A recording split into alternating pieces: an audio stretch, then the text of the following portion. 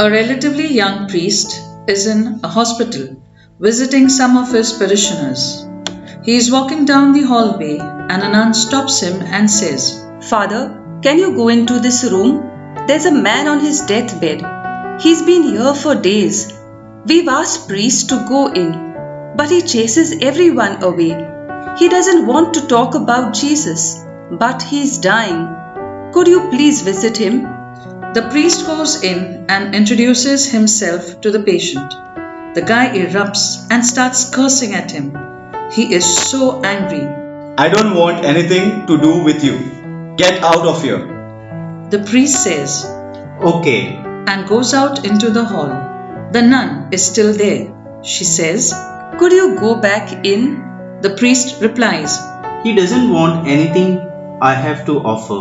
Just give it another chance. pleads the nun. The priest reluctantly re-enters the room.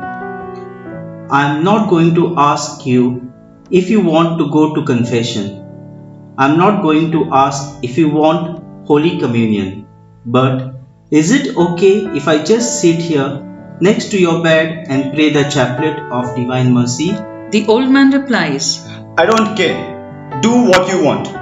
The priest sits down and begins softly praying the words of the chaplet. For the sake of his sorrowful passion, have mercy on us and on the whole world. Suddenly the man bursts out. Stop it! Startled, the priest looks up and asks, Why? Because there is no mercy for me. Why do you think there is no mercy for you? asks the priest. It doesn't matter. Responds the old man. But the priest persists. Why do you think there is no mercy for you? I'll tell you. 25 years ago, I was working for the railroad. My job was to lower the crossing guard arm when a train would come to prevent cars from going on the tracks. But one night I was drunk. I didn't lower the crossing guard arm, and a couple and their 3 young children were on the tracks as the train came, and they were all instantly killed. That was my fault.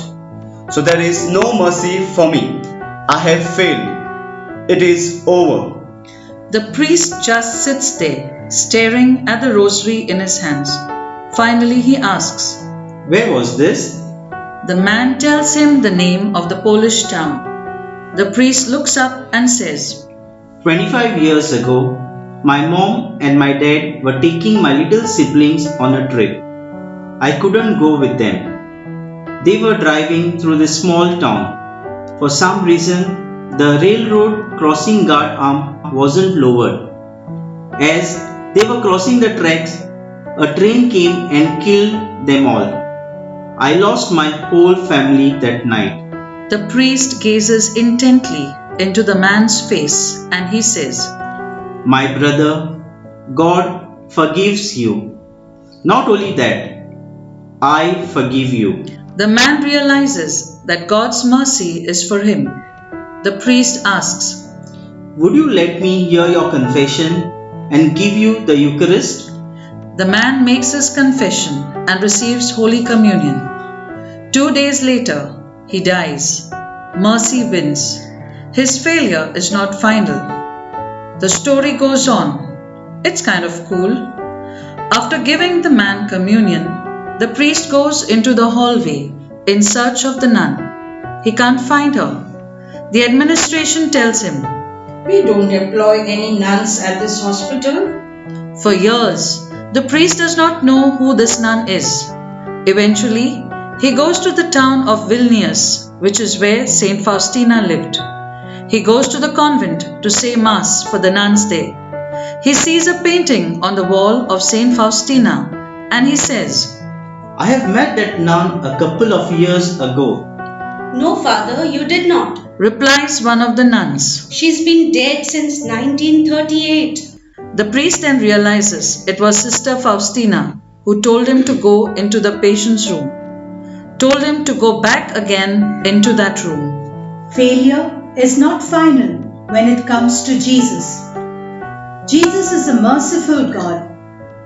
With sincere repentance, all we need to say is, Lord, I am sorry. Let's turn to Jesus. He waits for us with arms open wide.